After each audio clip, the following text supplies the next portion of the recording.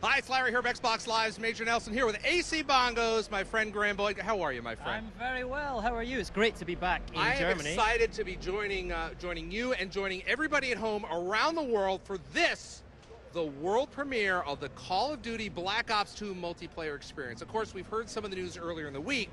Now you get to see it with your own eyes, right? That's right. We've all heard about those new features, the new score streaks, all of that new stuff. And we thought the best way to demonstrate that to you is show you it live, right? So we've got gaming coming to you live tonight, and we've got some of the world's best professional Call of Duty players demonstrating it all to you. We've got some fantastic stuff. If you're on Twitter, you want to use the hashtag BlackOps2MP. That's Black Ops, the number 2 MP. Now listen, this is unprecedented. You are seeing the most gameplay. The game does not release for 2 months, almost 2 months. So you're going to see more of the game, of the multiplayer game, than pretty much any other multiplayer game out there this far in advance. But Graham, right now, you're going to get over to your spot, and you're going to show us kind of what we're going to see for the rest of the hour, correct? That's right. Let's go and take a look around this amazing booth, right? First thing to remember is that there's 2 Black Ops 2 booths. This is just one of them. So if you imagine there's another one like this just next door, right? It's over 1,250 square meters just for Black Ops 2. That's 144 Xboxes all land up so that gamers can get hands-on with Black Ops 2 multiplayer all this week. And speaking of, not just gamers, but the professional Call of Duty players. We've got some huge names here tonight from Optic Gaming, from Envious, from Prophecy, and some of the best German Call of Duty players as well. Got the guys at the back here ready to see some Black Ops 2 action. Hey, everyone's excited. And I want to introduce you to someone I met at Call of Duty XP last year, my friend Mike Raphael, better known as Hastro, right? How are you, Mike? I'm great, AC. How are you? I'm very well. This is your first time in Germany, first time at Gamescom? First time in Germany, first time at Gamescom. Loving it so far. And what better way to experience your first time in Gamescom by showing off some of these amazing new Black Ops 2 multiplayer features, and also the esports and the codcasting features you're going to take us through as well, yeah? That's absolutely right. We're about to blow off the doors on Black Ops 2 multiplayer. We have some of the most talented players in the world here. Should be a great show. So you're going to see a lot more of Hastro later tonight. You're certainly going to hear a lot more of Hastro, and I think you've got a very special guest coming up to do some cool codcasting with you, yeah? That's right. So for the first time ever, Mr. David Vonderhaar of Treyarch will be picking up the microphone to do a little shoutcasting with me, a little bit of codcasting.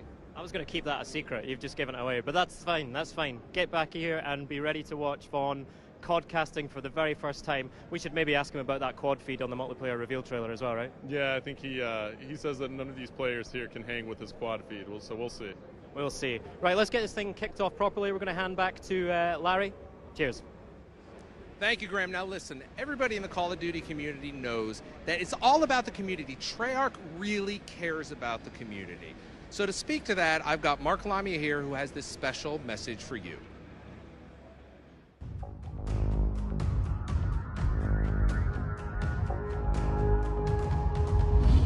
Hi everyone, it's really great to be here in Cologne, and on behalf of the entire team at Treyarch, we couldn't be more thrilled to roll back the curtain on Black Ops 2 multiplayer for you here. Coming off of Black Ops, the team was really energized. We thrived on the creative freedom that came with exploring a new time period and what it meant to Black operations, the weapons, the vehicles, and ultimately how that all translated to new gameplay, especially in multiplayer. And earlier this year, we introduced you to our vision of Call of Duty Black Ops 2. It's an entirely new, near-future fiction that takes place a little more than a decade out in the year 2025. And that's where drones, advanced robotics, and artificial intelligence, they'll all play a vital role in warfare as we're coming to know it. And that's where technology will enhance weaponry, creating powerful combinations in battle, especially for Black Ops 2 multiplayer gameplay. With Black Ops 2, the team is doing its very best work, and we're crafting the most ambitious and best multiplayer game that we have ever made. And what you'll see is a team that's building on the successes of Black Ops, yet willing to challenge the fundamental assumptions about core systems, reinventing them and empowering players more than ever. Additionally, it'll be clear today just how much the team was inspired by the world of esports. Call of Duty is all about competition. It's a sport. And in Black Ops 2, we've architected a framework for that sport to thrive for players at any level. We've provided integrated tools to bring esports to the masses. Black Ops 2 multiplayer experience speaks to every type of player, regardless of playstyle or skill level, all while remaining faithful to the core essence of what people have come to expect from Call of Duty multiplayer. So I want to thank you, the fans, for joining us for the worldwide premiere of Call of Duty Black Ops 2 multiplayer. This live stream is for you. That's just great, Mark. Thank you. Now, what can you expect for the next hour? Well, let's go to the head of design for Call of Duty Black Ops 2, Mr. Dave Vonderhaar.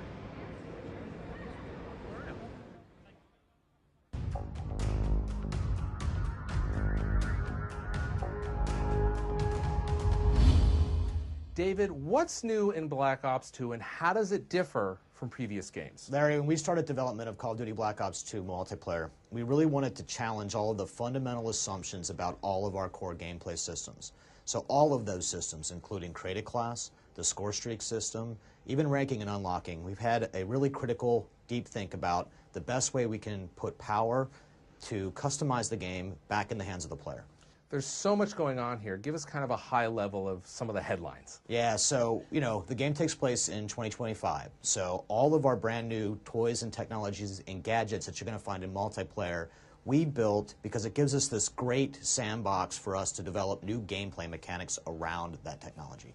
Now, there's a real sports feel to this experience, isn't there? There's some great new features. So the esports initiative. So in the competition and esports initiative, we're doing a lot of things for players. First off, we're going to have a skill-based matchmaking system that we refer to as league play.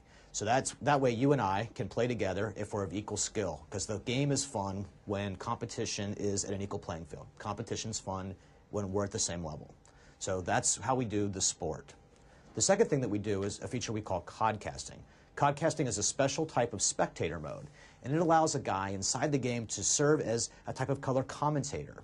And he can go through the game, you can see everyone on the map, you can see where they all are, what kind of kill streak they're on, if they're taking objectives in a particular type of view. And you can use this to put on a great spectator experience for other people, therefore making the game fun to watch. Thanks, David. You're going to hear about that and a lot more of the brand new Black Ops 2 multiplayer features later on in the show. And hey, look, I've got David right here. Hey, David. What's going on, Larry? How are you doing? I am doing great, Len. You and I were talking a little bit before the show, and this is your first Gamescom. This is my first Gamescom, and it's such a great opportunity to bring the game out to everybody. So excited.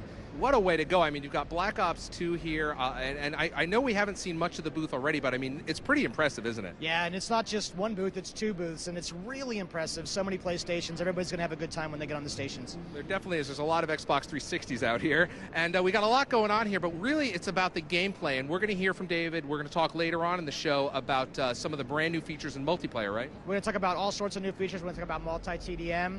We're going to talk about Hardpoint. We're going to talk about the new Create a Class system. You're going to learn a lot tonight. There's a lot going on. Anyway, let's get over to Graham and let's get the multiplayer action started. Graham? Hey everyone, we are down here in the pit, which is where I like to be with my man Hastro. How are you feeling now? Oh, feeling great still. Good, ready to go. We're getting ready to go with Game 1 here, the live streaming with the pro players. But first of all, I want to talk to you about some of these esports features that have been introduced to Black Ops 2 multiplayer. Now, you're actually the esports advisor to Treyarch in this, right? So tell me about how you went through that process and some of the features. Sure, we essentially looked at what makes Call of Duty just so beloved as a competitive game, right? And we took a look at it and said, how can we make this even more entertaining for people to watch? And we really took a deep dive into all these features that we could come up with to create a better viewing experience for the viewers who like to watch Call of Duty matches. So some of the features that we've put in, you're going to see right here and right now, and they really make the game really exciting to watch. Great. So the best way to see them is to have it demonstrated to you on the live stream. But we've got some amazing players here as well, some really big names in the Call of Duty competitive scene. Give us an introduction to who we've got and some of the big names to look out for. Okay, so you have the two most successful North American teams in Optic Gaming, who are coming off a fresh victory at the EGL 7 championship in Blackpool, England, in the UK. You also have Team Envious, a very storied team, most tournament wins in Call of Duty history. You have Prophecy from the UK, one of the most amazing British teams that ever come about, and currently they're probably their best squad. And then you have a hodgepodge of German players, some of the best German pros put together for Team Germany. So without a doubt, you're going to see some great gameplay. Okay, so obviously I'm shouting for Team Prophecy. That's my my home country team, although they told me not to mention EGL to them, so we'll just skip over that one. But also, I'm looking out for Raiden, one of the German guys, right? He's the most successful German Call of Duty player ever. He's also a local boy, right? He's from Cologne, so this is home turf. So let's keep an eye on him. So tell us about the first game mode we're going to go. We're going to go quite classic here, right? Absolutely. We want to keep it classic right now for the first game. We're about to blow the doors off, so it's going to be a team deathmatch, and the map is going to be Cargo. Now, Cargo is just a close quarters combat map, and it's got this open ring in the middle, so it's wide open in the middle and close quarters all around the outside. It's absolutely fantastic. Lots of fast-paced, close quarter combat gameplay, and it should be just really amazing to watch. You're going to get to see a lot of the new weapons and things being fired off because the gameplay is so fast. And we're going 6v6, so how are the teams being split up? So it's 6v6. We have the North Americans on one side and the Europeans on another, but we do have one sub on the North American squad who's actually European. His name is Toby from SK Gaming. He's subbing in for an American player who had flight complications, and it's going to be interesting to watch Europe versus North America. So it's basically Clash of the Titans, Europe versus North America. What an amazing way to kick it off. Let's get going. All right, here we go, boys. Let's do this. Good luck. All right, folks. Okay, come on. Here it is, Cargo. For the first time ever, Black Ops 2 multiplayer is being podcasted to the world. It's the first exhibition match, and as you see right off the bat, we are in Codcaster mode, and we are on board with Shane from Team Prophecy. And early on, Prophecy is going to break out left here. And it looks like the Europeans are going to make a move for this office building, and they're going to run right into some of the Americans as we see Shane throwing a bouncing Betty in immediately. He's going to hit fire. He's got an LMG, picking up a very nice shot on Optic Ray right there. So nice job by the Europeans drawing first blood, but the North Americans actually answer back pretty quickly here. And let's take a look here at our picture-in-picture mode. We can see that big timer for the North Americans is on a 3-kill streak here. So we'll swap over to him. He's packing the SIG 556, and he's got the millimeter wave scanner on that bad boy. And that MMS is a new attachment here in Black Ops 2 multiplayer. It actually will see through walls if anybody is standing stationary on the other side. So it is very much a rusher's tool. It is very able and capable of sneaking out and finding the campers who are oh so frustrating in Call of Duty. And we are still on board with Big Timer as the North Americans have taken the lead now, 14-11. Make that 12 as Quantum from the European squad takes out Merc. And it looks like the Europeans just had a flurry of kills. Let's swap over and check out Swanee of Team Prophecy, who's playing for the Europeans here. He has the Ballista iron sights. Now the iron sight attachment is basically you take the scope off of your sniper rifle on the Ballista, and he also has another attachment on that as well. He's got the iron sights to increase the hip fire accuracy. So it looks like he's going to try and no-scope some people here, but he's got the Cap 40 out, and the Cap 40 does some work right there, dual wielding him. And it looks like he's going to go ahead and call in a score streak. Called in 2, actually. That is going to be the counter UAV combo, and it looks like the crowd is starting to get into this one now as they just checked out some of the gameplay on the other side. And it looks like Swanee picks up another kill with the Cap 40s. He goes down, and now Swanee's actually going to call in a lightning strike here. And as that lightning strike rains down, he does not manage to pick off any players. The Europeans now in the lead by 5 kills. Let's take a look here at the picture-in-picture. One more time, looks like Toby for the North American side, even though he is European, is going to be taking some shots here with the Ballista. Now he has the scope on the Ballista sniper rifle. And it looks like Toby is going to get taken out there. Somebody on the other side is definitely blowing it up right now, and I want to find out who that is because the crowd is going absolutely nuts. So as we cycle through the players, it might have been Raiden there who picked up quite a few. Looks like he got 2 kills there. And now Merc looks like he picked up a couple kills, and the crowd goes nuts again. And he has the M8A1, and he has the target finder attachment on that. Now the target finder attachment is so valuable because it actually paints the enemy within your sights, as you see Merc getting some nice hit markers right there. And he also has the combat axe and the shock charge. So I think Merc is trying to go for that highlight reel as the Europeans are still in the lead by 6 now. Merc picking up a kill right there with some hip fire. and it looks like he's going to be scoping in. He's going to go ahead and call in a UAV for his team. Let's see if the North Americans can take advantage of this, and we'll go ahead and listen into the North American side and see how they're communicating. I have one shocked up top. Come on, we're down 3, boys. Let's go. Keep it up. It's coming to you. One fell on me on the left side. Pushing the right building. Right behind me, wow.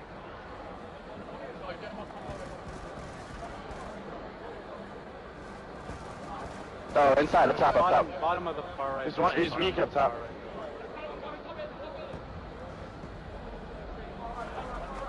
Oh, he's in the closet. One shot. Gunshi was in the closet.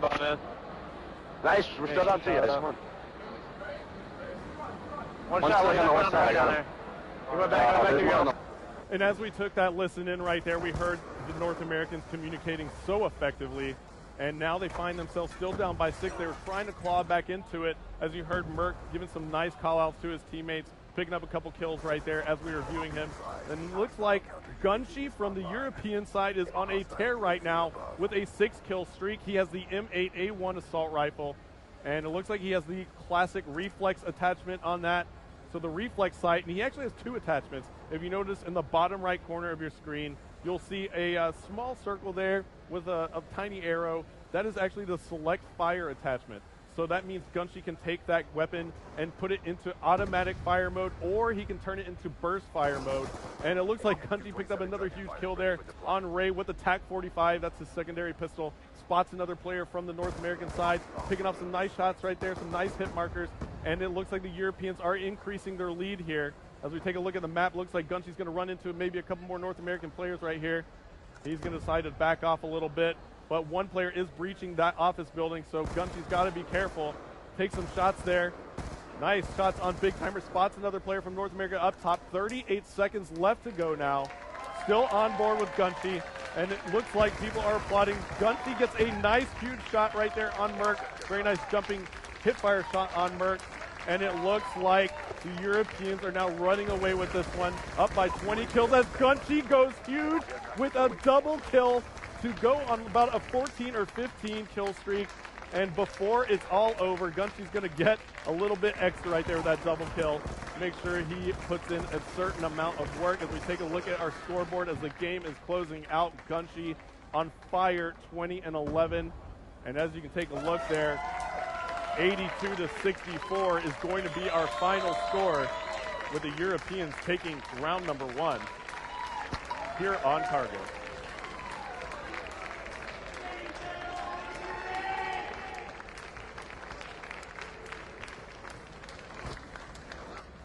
All right, that was amazing. I got to tell you, I'm here with Mark. Mark Lamia, that is great stuff, isn't it? Yeah, no, it's awesome. It's awesome to see these guys out here, some great teamwork, some intense competition. It's that competition that is, of course, at the heart of Call of Duty Black Ops multiplayer, Black Ops 2.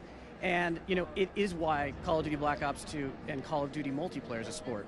I got to tell you, man, you know, you're in charge of Treyarch. That's what it says on his business cards. I'm in charge of Treyarch. But you've got to be real proud of the team and some of the innovation they brought to the table this time around, right? Yeah, you know what? The team really went for it. I'm really proud of the team. You know, they really were inspired by the world of esports, and, you know, so much so that they created an entire suite of features that's going to really propel esports and Call of Duty multiplayer. You know, great set of tools to allow people to commentate, to broadcast out this content.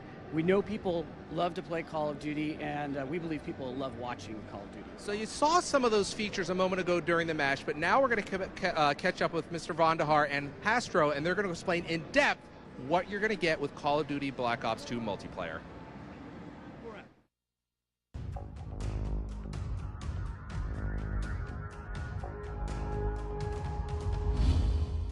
David, that was amazing. What did we just see? That was the world premiere of the COD casting feature in Call of Duty Black Ops 2 multiplayer, and that was Cargo in Team Deathmatch. Thanks, David. Hastro, tell us about some of the tools that we just saw.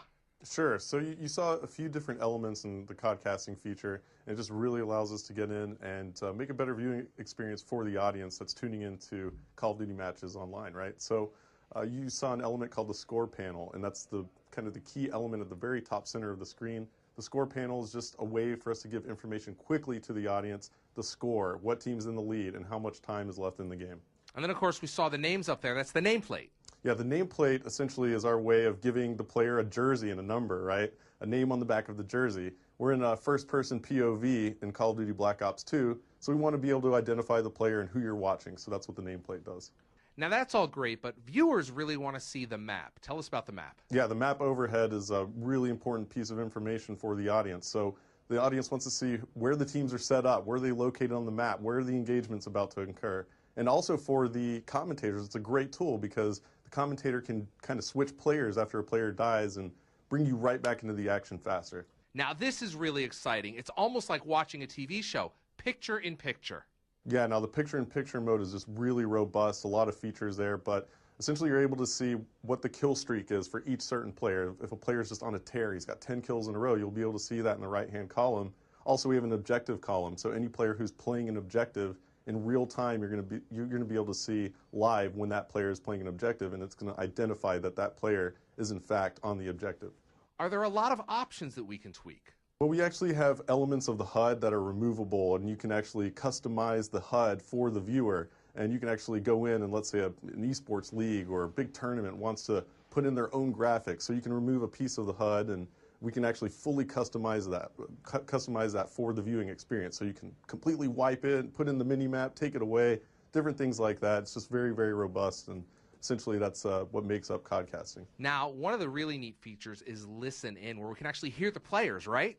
Yeah, the Listen In feature in codcasting mode is actually my favorite feature. It really allows us to take the audience and put them into the huddle with the players. So you really get a sense for just how much their communication separates them from other teams in competitive play. The best professional teams in the world have top-notch communication, and it's crucial to them winning a game. So we get to feel what they're feeling, what they're strategizing, and just hear the overall just lingo between the players, and it's just really an exciting tool. It's just such a great deal of information that the audience is going to be empowered with now. In Black Ops 2, the commentators have all the right to make the viewing experience as customized to the viewer and the audience as possible. So, for me personally as a commentator, I want to make the viewing experience as fun as possible for the audience, and I'm able to do that with Codcaster mode, but more importantly, I'm able to make sure that we don't miss those epic moments in the battles that may have gotten lost in the past. These just crucial moments that change the face of the game,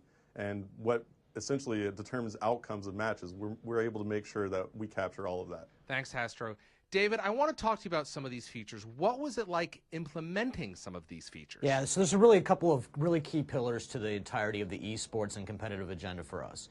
Black Ops 2 has a league play feature. This is a sport. It's how you make Call of Duty multiplayer a sport, and we actually use skill-based matchmaking to put players in the right brackets. Competition is fun at any level, pro players and average players alike. We also have to make it fun to watch, fun to spectate. That's what codcasting does. So that's why that feature is so important, have that production around that sport. And then finally, we need a way to give that sport or broadcast it to the world, and we do that with a feature we call live streaming. You're now putting basically thousands of dollars of tools into the hands of the community. That's got to be really exciting. You're expecting to see a lot of great stuff out of them. Yes. Yeah, it's actually really important for us to put as many tools as we can. We really like to make sure that we give the player the ability to customize the experience, whether they're playing the game, whether they're watching the game. In fact, Larry, you can even go back through the theater feature later, pick up those games, and then codcast them later. It's really cool. The team at Treyarch has got to be excited about the work that they've done around this. They've always really enjoyed the community, but this takes it to a different level. We're going to keep going. We're pretty engaged with the community all the time. They're very passionate people. They have a lot to say about the game, and it's really fun to take their ideas, mold them into the context and structure what the game's supposed to be like, and then bring them right back to the players. Thanks, David. Any final words? Sure. I've just been blown away by how dedicated the team at Treyarch has been to making this experience for the players as best as it can be and giving them as much customization that they can have. It's just mind-blowing how dedicated they are to their community and how well they treat their fans and the players that play the game. So I think that's something that all of the Black Ops 2 players out there, when they get the game, are going to realize pretty quickly. Thank you, Hastro. Any final words? We're really excited to put this game in players' hands. And when you get there and you get your hands on it, I want you to tell us what you're thinking about it, how it's working for you. Feed right back to us so we can continue to make and improve our games for you. Welcome back to the pit, everyone. I am here with Hastro and a very special new codcaster. It's Vaughn, and look at this. I'm your friend at the moment, right? Am I your friend? I can't tell. Yeah. I'm your enemy. Yeah, you're foe now. This is an amazing piece of work. You know, what's the story behind this? It's classified beyond top secret. Is this an unlockable in Black Ops 2? It's a very special unlock, only available to the top players in the world. Hey, listen, so not only tonight are you getting the world premiere of Black Ops 2 multiplayer streamed live, you're also getting the world premiere of Vaughn as a codcaster. How about that? Yeah, it's a weekend of first for me, and we're just going to go straight with it with my friend Astro here and have a go. Why not? And Astro, you've had some pretty big voices next to you in that codcasting booth, right? How does it feel to have Vaughn next to you? I can't say enough about this guy. I mean, honestly, it's a joy to have him here casting with me, absolutely. And I'm his friend right now, apparently, so I'm his enemy now, so it's great to have him here. Changes quickly. Do you guys want to have a hug, or we just get on with the next game? Let's get on with the next game, right? Okay, so really good start tonight. Amazing to see the Europeans really put that one in the bags, yeah? Oh man, I was actually really surprised. I mean, they really took it to the North Americans right there, pretty bad. I mean, that was a rough one. So we'll see what happens here in the next round. Home advantage telling in that first game, but it's all going to change because we're showing off one of the new game modes now. This is multi-team team deathmatch. Tell us about this one, Vaughn. Yeah, so this is a 3-on-3-on-3-on-3, but you can play multi-team deathmatch with up to 6 factions and any combination of 18 players. This is going to be very intense. These are very competitive guys, very competitive, small teams of 3, small group, squad tactics are going to matter. They're going to have to load out really well and work together to win this game. It's going to be an epic, epic match. Now those loadouts are really interesting, right? So everyone knows about the Pick-10 creator class system. Tell us how that's influencing the multiplayer game and what people should look out for in this. So in this particular combination, I'm going to be specifically looking to see how these guys have combined wildcards and Pick-10 together to complement each other's play styles, because with this multi-team deathmatch game, this action's so intense and these guys are going to have to be cooperating, so I want to see how different their classes are and how similar they are, and that should be a really interesting thing to look for here. Good stuff. Okay, so the guys are into their teams now. The guys that they're playing with are the guys they play with all the time, so the communication should come to the fore here. Tell us about the map that we're playing on, Astro. Sure, so we're actually going to be launching this game on Turbine, and it's going to be multi-team, like David said. So it's 3 versus 3 versus 3 versus 3, 4 teams of 3. And the map Turbine is just going to be an excellent choice here in this multi-team TDM. It just plays really fast. It's a great map. You can climb on everything, and it's going to be great. All right, multi-team team deathmatch, twice the teams, twice the carnage. Look out for that communication teamwork coming to the fore. Let's get going with it. All right, here we go. We're going, boys. All right, folks. Good luck. So, Mr. David Vonderhaar in the booth with me, and we're about to launch Turbine multi-team team deathmatch. And this is quite the interesting game mode, Vaughn.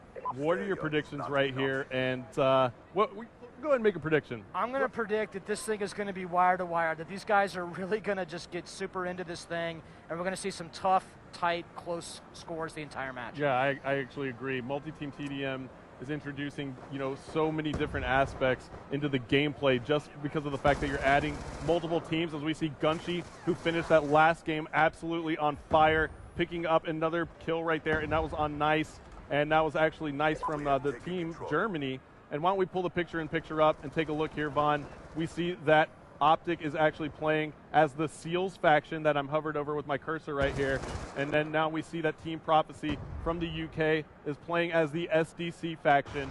Now Team Envious from North America is playing as the FBI faction, and Team Germany is playing as the Mercs faction. I really like this view because you can tell where every single team is in position right there, with Envious up there in first place. Yep, absolutely. So Envious has taken the early lead, but it's oh so close. 5 kills on the board for Envious. We'll swap on board with Karma and see if he can add to that lead. He's using the M8A1 assault rifle with the target finder. Again, pulling off some nice shots there.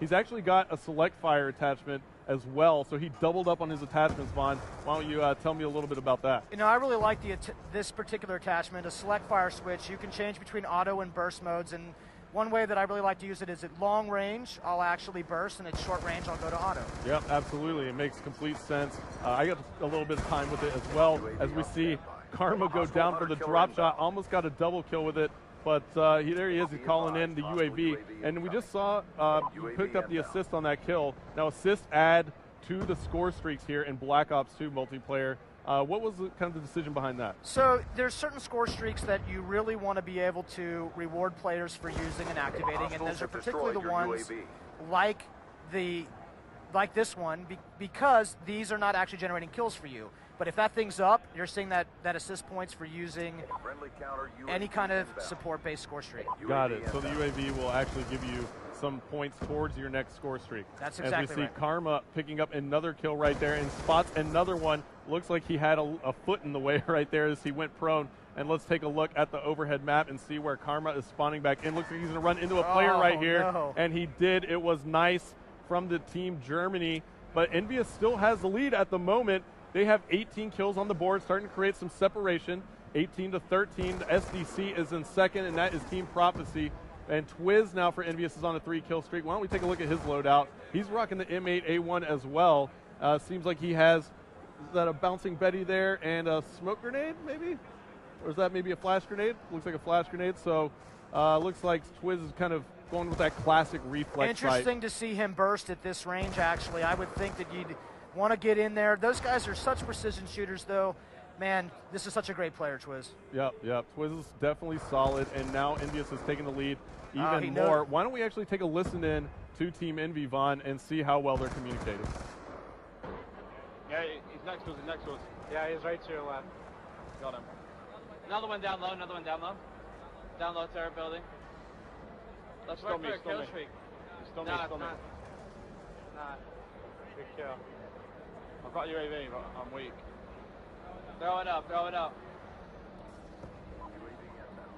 And you'll work for a counter.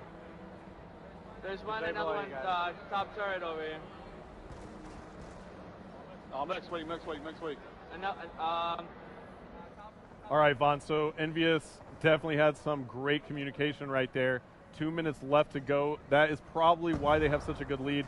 The communication is oh so crucial, and in COD-casting mode, we can actually put you into the game with the players with one touch of a button, which is one of my favorite features, if not my favorite in COD-casting mode. And it looks like Twiz just missed a player who came up behind him, and it was Optic Ray.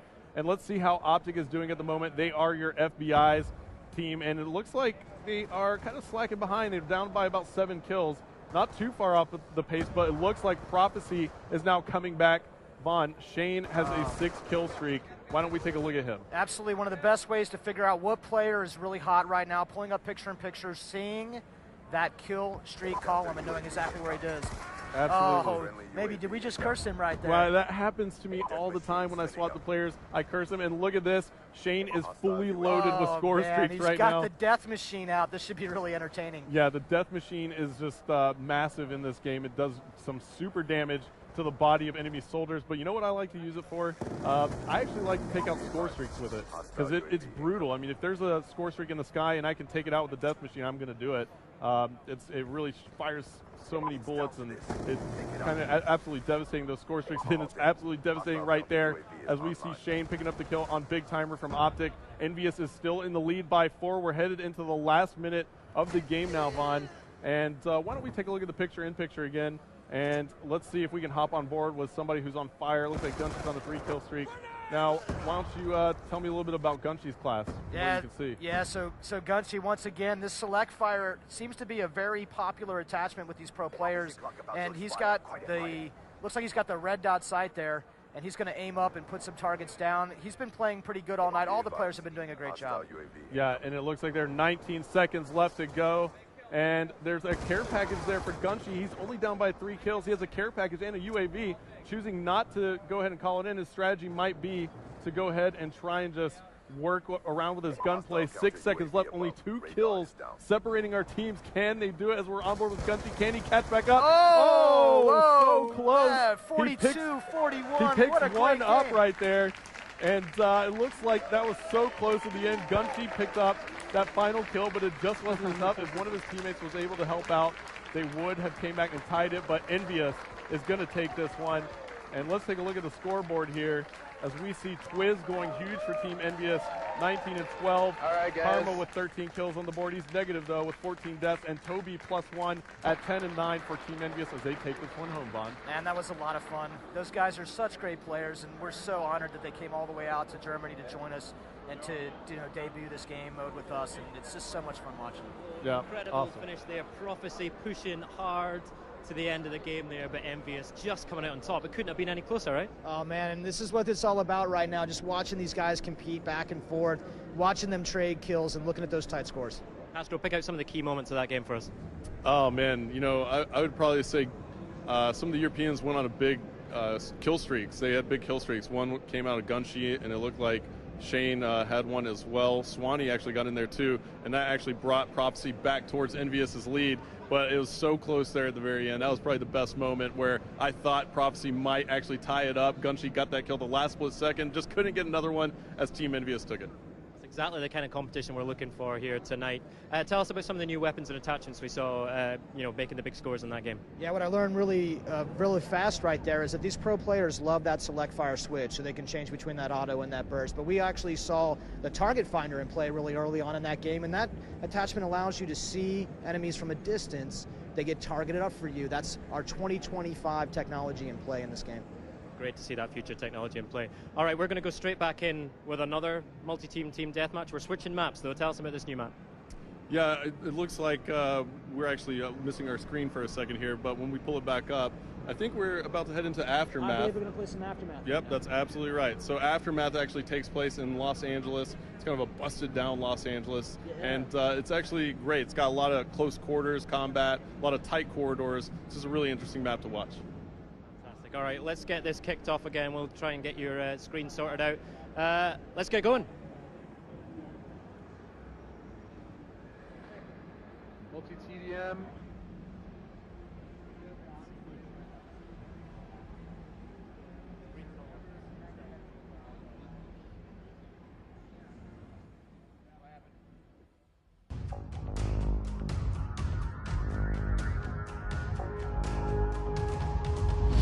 Wow, David, tell us what we saw in game one there. So what we were looking at was a multi-team deathmatch game. So the game supports up to 18 players. That's first. So you got 6 teams of those 18. That's the first, and it's really exciting because you can do any kind of combination using 6 factions and 18 players. In that case, we were looking at a 3-on-3-on-3-on-3. And that's really exciting because that's a lot of enemy threat for those teams to deal with. That squad of 3 had to work well together to be successful playing the game. Now, we also saw the Pick 10. Yeah, the Pick 10 is Pick 10 combined with wild cards is the framework of what makes up the new Create a Class system. And those players were equipped up so they can be successful working together. Now, there's also some nuances and changes that you actually made to each of the classes in terms of attachments and perks. Tell us a little bit about that. So in Black Ops 2, for you to modify your weapon in any way, shape, or form, you have to actually take an attachment for it.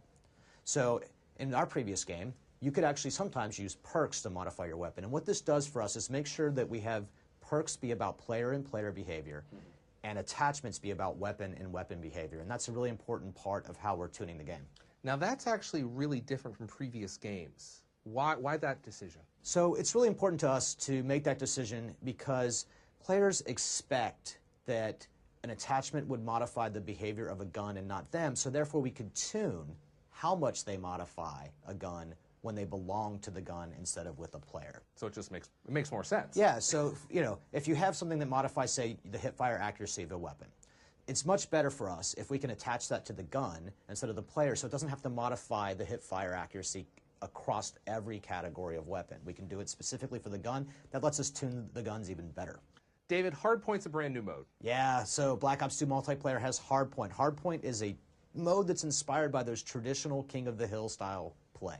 So you're going to have to defend an area around the map, and you're going to have to keep those attackers out of there, and you have to be in it in order to score points. That zone is moving around the map, lots of intense action, going into a single place on the map, very fun. Sounds like it's going to be pretty hard to defend. Yes, but that's what the team tactics are all about in Black Ops 2 multiplayer, and we've given you lots of great ways to set up defensive perimeters with Guardian as a crowd control mechanic, and others. So let's turn our attention to the codcasting feature because Hastro was really going at it in there. Yeah, that guy's a professional. And what we did with him is make sure that he and a lot of guys like him have the tools right inside the game to present the game to a viewer in a very exciting way. So that's actually really important because you guys are putting these tools in the game, and there's probably another Hastro out there in the audience right now. So everyone gets these tools. Yeah, I hope we actually find lots of Hastro-like guys, right? And that we can make those guys pretty famous on the internet, becoming color commentators for Black Ops 2. Really exciting. All right, let's get back to gameplay. Hey everybody, welcome back. We're just sorting out a minor technical hitch. We'll get right back to the gameplay as soon as possible, so I'm joined by Hastro and Vaughn in the meantime. And we've been looking through your tweets to the hashtag BlackOps2MP. Keep them coming in. I think we need to tweet Treyarch as well, right? And we want to answer your questions, want to hear what you think about the game, the new features. We've got a few up here. So at iBonkers says, I'm going to use that codcasting so much. Now, and I've been thinking about this, Hastro, right? You've had it pretty easy lately, right? But you're going to get lots of competition with this new codcasting feature. Hey, you know what? The more the merrier, honestly. I really would love for the community to embrace that feature, codcasting. And you know what? It's actually also great when you can take it into theater mode, right? So you'll be able to potentially, it's in development, but potentially be able to record your gameplays and cast them out after in theater mode. So you'll take your saved gameplays and you can kind of work with the codcasting features, remove the elements of the HUD, customize the way your screen looks whenever you have that gameplay saved. Yeah, that's exactly right. And not a lot of people know about that right yet. So when you go into the theater, you can actually pull up codcasting from a game that's already been played. So imagine that everybody can practice being a codcaster, and you're going to see a lot of guys who create video on demand of some of these top games that get played. I think it's going to be amazing what happens. Yeah, absolutely, absolutely. And Vaughn, when we talked the other night, one of the things that you said that really stood out for me was that you see an opportunity to bring esports to the masses, and you reckon that Black Ops 2 is the game that can do it. You know, how important is it for you to work with that esports community and bring it out so that everyone can get the benefit? Yeah, we spent a lot of time over the last couple of months, and even before that, thinking really hard and critically about what does it mean to actually bring this feature to the masses. And it actually takes a lot of things. The first thing that we have to do is we have to make it a sport. To make it a sport, we have the feature called League Play, and that uses skill-based matchmaking, so players can play with people of their skill level. Competition is fun at any level. This is not just for these super hardcore pro players. It's just really good to compete with somebody who's at your skill level. You should win, and you should lose equally. More to that, though, we have the codcasting feature that we just talked about. That's how you put the production around that sport, right? You got guys like Hastro and many others who will come out and help make this very entertaining and fun to watch, and then we have a way to get that to everyone with our live streaming feature. Those three things combined, along with great personalities like Hastro, that's how you get this thing and make it something for everybody. I think that League Play feature is really sticking out for me because, you know, I'm definitely not a pro player, but it gives me the opportunity to play and always be competitive against players my level, right? How important is that, Hastro? It's extremely important. You know, essentially, that's the sport of Call of Duty. You know, we're able to create leagues for players to play in, and they're able to kind of track their progress as a team with their teammates. And, you know, what's more fun than that? And that's essentially what Call of Duty is and traditionally, but now we kind of formalize it with ranking yourself up and trying to be the best you can within the division that you play in, and you're also playing against competition that's around your skill level, so your objective is to kind of get better faster than they can. So it's a lot more fun that way, and I think League Play is just going to be a great feature for everybody out there to play in. Okay, another tweet we pulled off this stream here is from @WTG_Mollipop, who's really digging the listening in feature on codcasting, right? And I think that's one of the other new features that, you know, once you experience it and hear it, it's great because you can really get in the huddle with the team and hear what they're talking about. Again, you know, what was the driving force behind that? Of all the people for you to pull off the stream, we actually know her. Good, very good to see you. So, listen, I think it's really amazing that you can do the listen-in feature. So, this is about being inside the huddle. It gives us a chance when you're codcasting to jump in and listen to how that team is communicating, and it really gives you this sense of understanding how these teams are working together, and you cannot be mistaken. When you listen in, you know, and it's almost always the guys who are working really well, their emotions that they're feeling, that's the team that's usually doing really well, right, Hastro? Yeah, absolutely. So we took a listen in right there, and that's in that second round with Envious, and when they're in the lead, and you hear their communication and how well they're strategizing together and making sure that they're working as a team. And it's just so much fun to hear the players talking. I mean, ultimately, we're watching them play, so why not be able to hear a little bit about what they're talking about? Very good. So we are going to, we keep those tweets coming in. The hashtag is BlackOps2MP. In the meantime, we're going to hand over to Major Nelson. Thank you, Graham. Black Ops 2 MP, that's where you want to send your tweets. I'm here with Mark Lamia. Mark, before we get back to gameplay, I want to talk to you a little about what it's like running the studio. I mean, there's tremendous trade-offs. Give us a little bit of glimpse behind the scenes. Yeah, you know what? There's, the team is really ambitious. They're always really going for it. And, I think this is an example of that. The team was really inspired by that world of esports. There's a lot of features in this game, a lot of great new features that are really going to empower players. And, you can't do everything always. We have to make sure that what we're doing well. We have a really great community out there in the esports world, so passionate about the game. They're always telling us, giving us feedback. And I think, Black Ops was on a lot of tournaments, and we were hearing a lot of feedback, and it really inspired us. I remember Vaughn coming back and saying, there are things here that we can do to really, really, really help propel this game and really make it a great competitive game, sports, the broadcasting features and the things that we do in the game. And that became a priority for us. It was something that we really rally behind, but it's not just for the experts and the pros. We have things in there like our leagues feature. We dedicated our time to that, and that's for everyone. Leagues are for everyone, and competition is for everyone. Why don't you explain to us a little bit about the leagues features? A lot of people, it sounds big and scary, and if I'm a casual player, I may run the other way, but it's exactly the opposite. It is exactly the opposite. You know what? Leagues are for everyone. If you're a pro player or a great player, you're going to love leagues because it's all about skill-based matchmaking. You're going to be able to match up with the best of the best. But if you're an average player or a beginner player, that's great too, because it is about skill-based matchmaking. We're going to put you in a league of people of similar skill, and you're going to be able to compete because, Call of Duty is fun when you're winning, of course. It's really fun when you almost win, and we want to make sure that that situation is something that we can get to for all players at all levels. Now, I want to talk to you a little bit about some more things, but we really have to get back to gameplay. So we're going to get over to Graham right now, and he's going to continue with the gameplay, and we're going to see more of these great features. How's that sound? That sounds fantastic. Graham, back to you. Here we are back in the pit and we're ready to rumble again. Sorry for that delay, everyone, but Vaughn and Hastro are back with me. We're where we're supposed to be, and we're going to get into some Hardpoint now, right? Yeah. Another new game mode. It looks like some Hardpoint on Cargo. Now, Hardpoint is inspired by those traditional King of the Hill style game modes. This is going to be very intense. Very small areas of the map, locations that you have to be in order to score, and you're going to see so much action pushed onto something that's very intense. Fantastic. So what should we look out for in terms of the way the players are going to play this Hardpoint mode?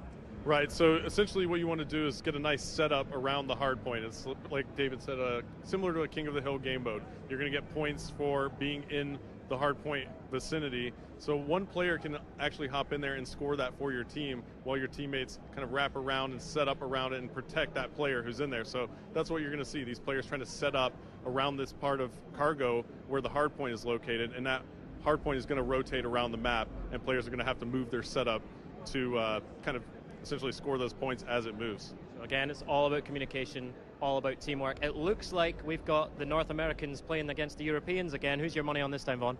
Listen, I'm in Germany. I'm taking no sides. It did nothing but get me in trouble, but, we'll see what happens. These are both really competitive groups. Spectacular sitting on the fence. Right, let's get right back to the gameplay, all right? Let's go.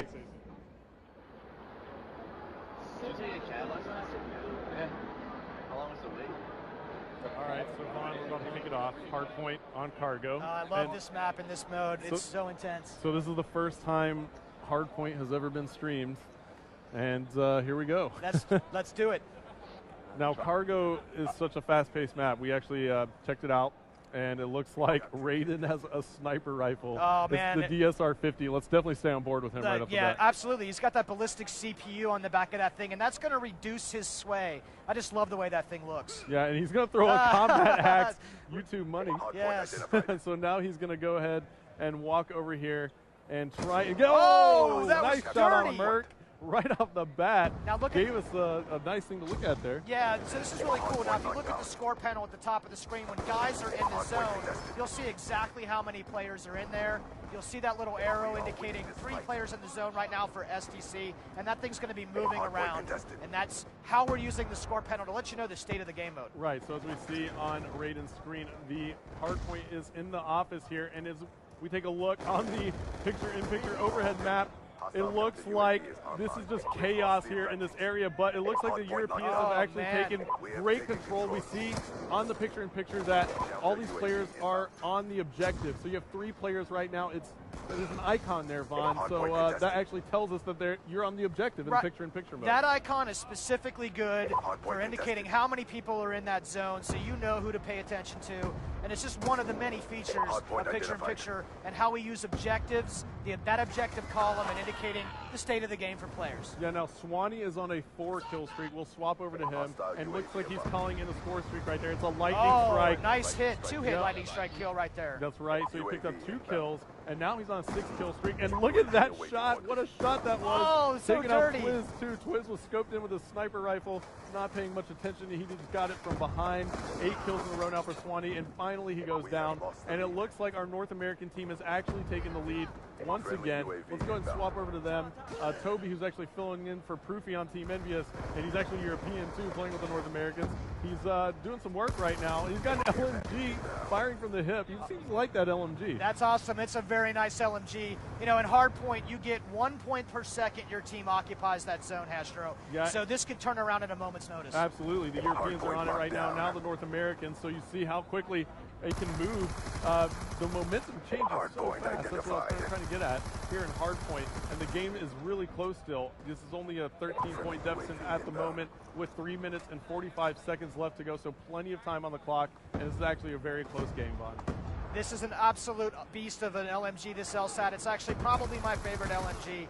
And Toby here is just going to do work nonstop, I think, laying down shell after shell. Yeah, he's got Scavenger as one of his perks. Why don't we take a look here at the options screen in picture-in-picture mode and podcasting mode.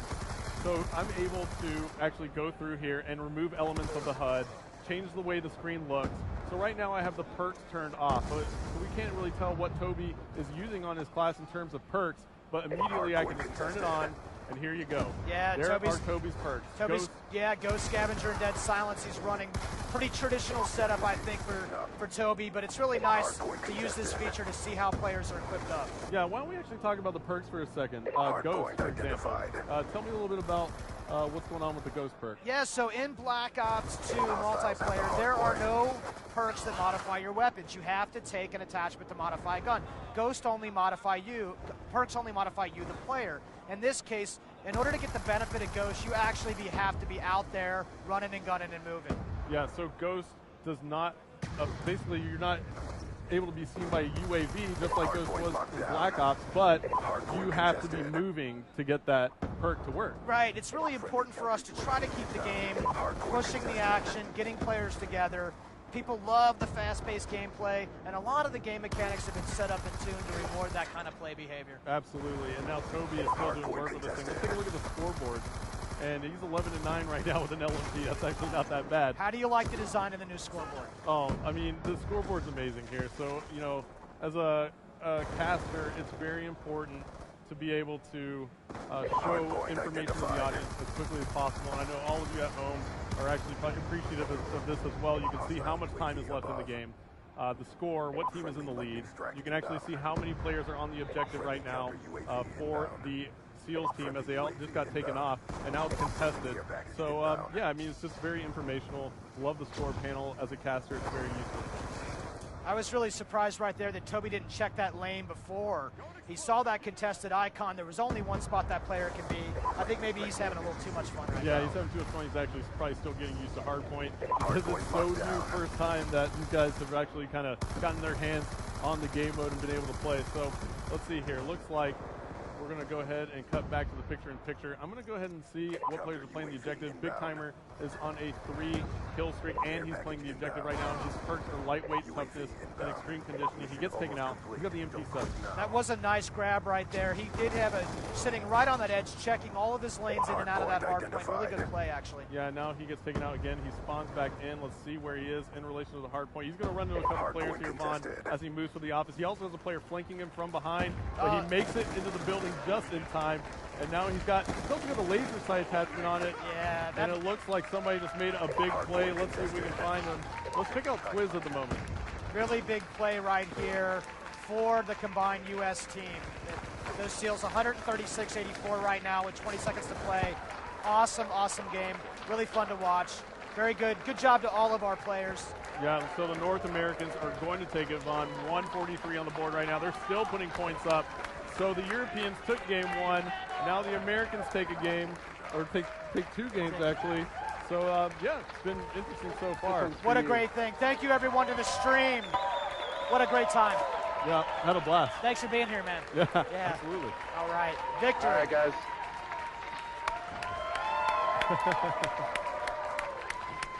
Look at that optic kill Pump. cam. Got Optic Gaming over here going bananas. All right, guys, we're going to play some Domination next. We're going to go Domination on Aftermath.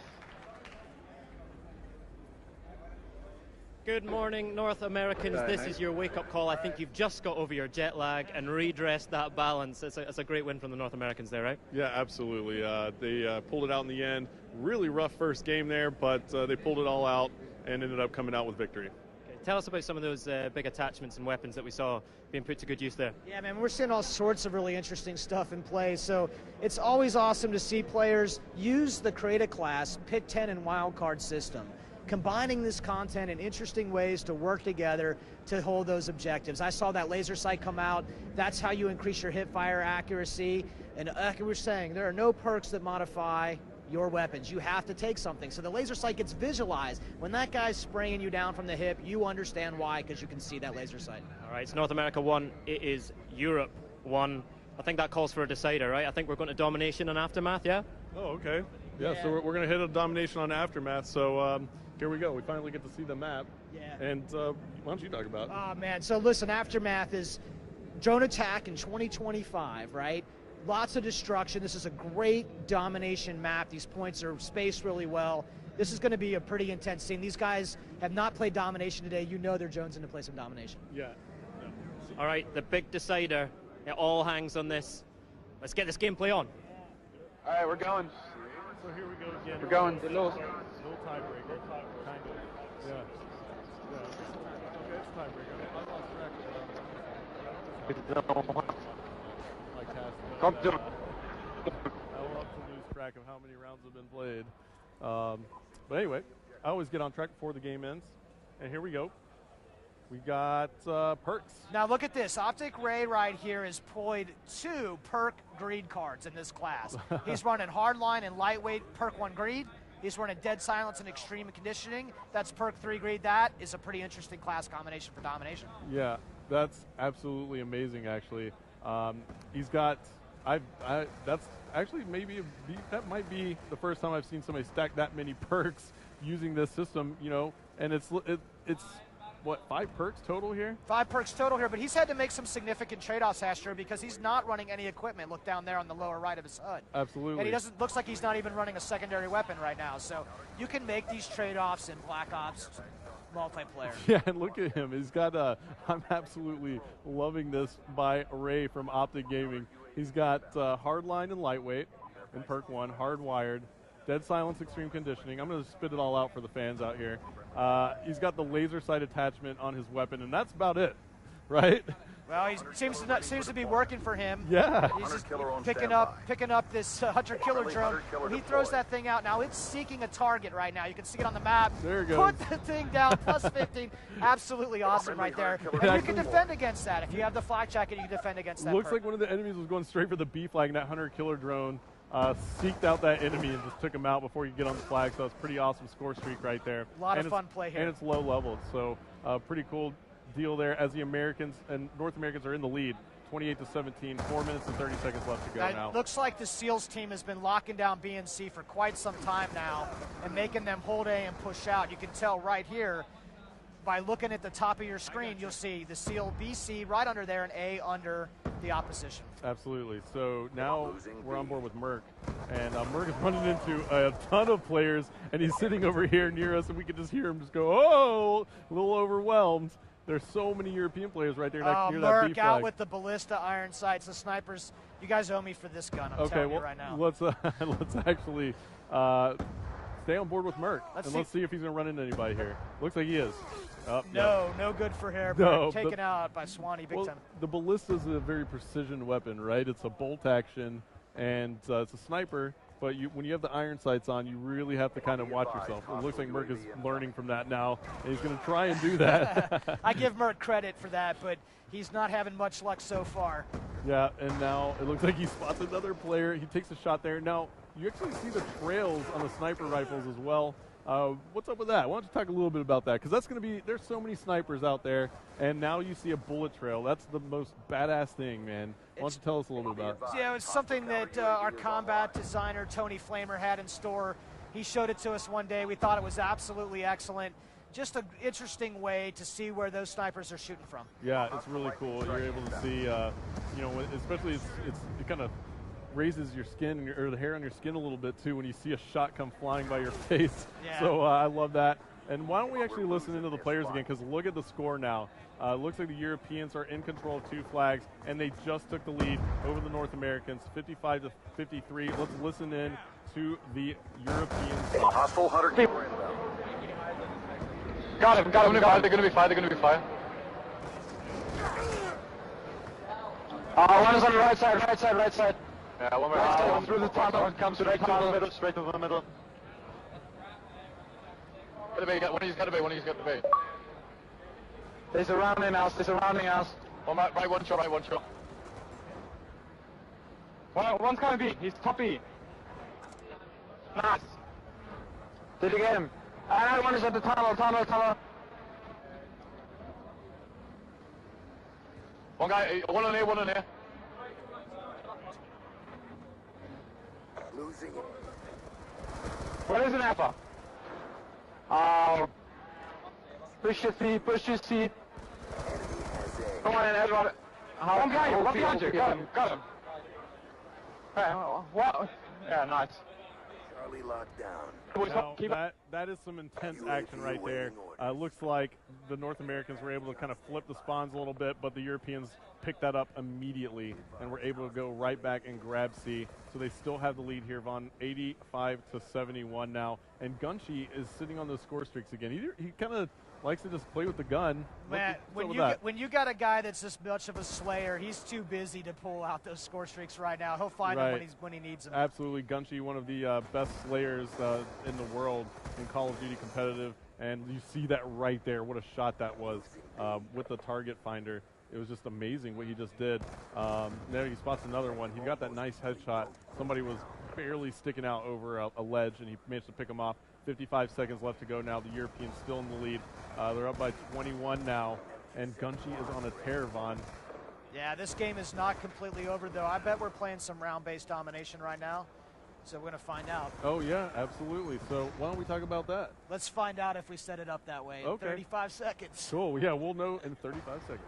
But B and C still in control for the Europeans. They're on the Mercs faction. Again, like we said, we'll take a look at this overhead map. Gunshi's about to run into a couple players here from North America. Oh, beautiful. And why don't we go ahead and swap it up a little bit.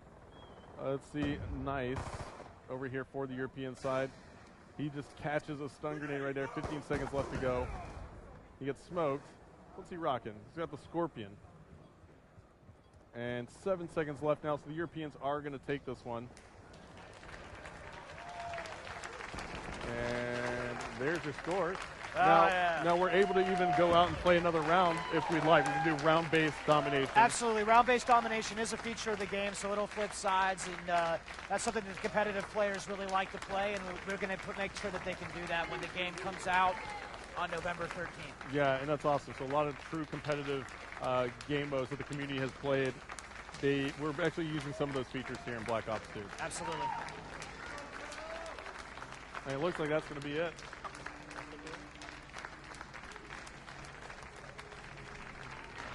David.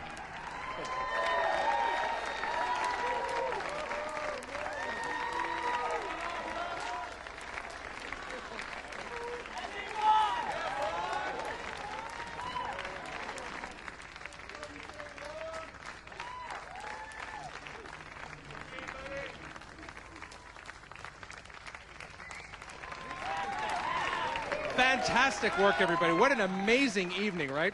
Incredible. Some amazing gameplay and great to hear about all those things. Good to see them properly as well, right? Now we got the guys here. You guys want to say a few words before we wrap up? Because we are at the end of our hour. I want one time. Thank you so much for joining us live, the debut of Call of Duty Black Ops 2. Wow, it was awesome. Yeah, just want to say thank you, hey, to all you guys at Microsoft and Twitch and Turtle Beach, and most importantly, thank you guys, the fans. Without you guys, we wouldn't be able to do this. Thank you very much. My pleasure. Well, without you guys, we wouldn't be able to do this either. Now, I got to tell you, if you're on Twitter, Black Ops 2 MP, the Black Ops #2 MP, and you can participate in the conversation because later on this week, we're here for the rest of the week. Yes, we are live streaming every night for the rest of this week, Thursday, Friday, Saturday. Tomorrow night is community night, right? So that is the night where we really, really want all your comments, questions on Twitter, so keep them coming into that hashtag. It's 5 p.m. UK, 6 p.m. German time. I'll let you work out the rest. That's 9 a.m. Pacific, 12 noon Eastern, and, well, you got the web to figure the rest out. Such a good team. And you can see it on Xbox.com in Europe. You can see it on the Black Ops Facebook page. You can see it on twitch.tv/Treyarch, and you can see it at callofduty.com as well. We actually had a question about, this one was brought right into the Xbox 360 console. In about 15 minutes, it's going to be available on demand. So if you've missed this, yes, then you'll still be able to see if it. you want to see more, if you want to see more of Graham and I, then just tune in and you'll see all the great gameplay. There you go. All right, we're going to wrap it up here. My name's Larry Herb, Xbox Live's Major Nelson here in Germany at Gamescom. On behalf of AC Bongos, I want to thank you. Thank everybody here in the audience, and we will see you guys tomorrow. Good night, everybody. Good night.